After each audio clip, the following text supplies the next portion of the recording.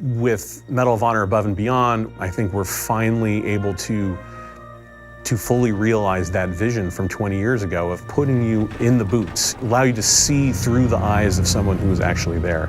And that's been the most exciting and fulfilling part of the project. There's no moment in this game where you're just relaxed, right? You're in a war zone.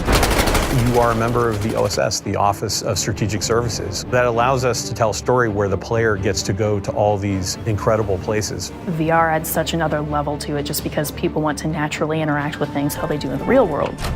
Whether you're inside a Sherman tank or at an airfield or sneaking into a Nazi sub base, the level of immersion is unprecedented. Through the power of VR, you're climbing a wall, you're pulling out your gun, you're catching a grenade in midair and throwing it back. Those are all things that you end up doing yourself. It's exciting and it's terrifying and it's fun and it's cool kind of helping create these experiences for people. We are making a game about the reality of World War II. So for us, the authenticity was everything. When you put that headset on, you feel like you're back in World War II era Europe. It's a very surreal experience to be there without being there.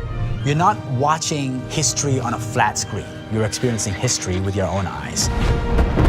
We have the opportunity to sit down and interview combat veterans from World War II. It's very emotional and it's very inspiring. And that's what draws us to dive deep for our characters. And putting you as the player on an adventure that spans some of the biggest moments of the war. Medal of Honor franchise immediately gives us something more intimate, more cinematic. Games are at their best when they're immersive, and we're finding all sorts of little things you can't do in traditional games.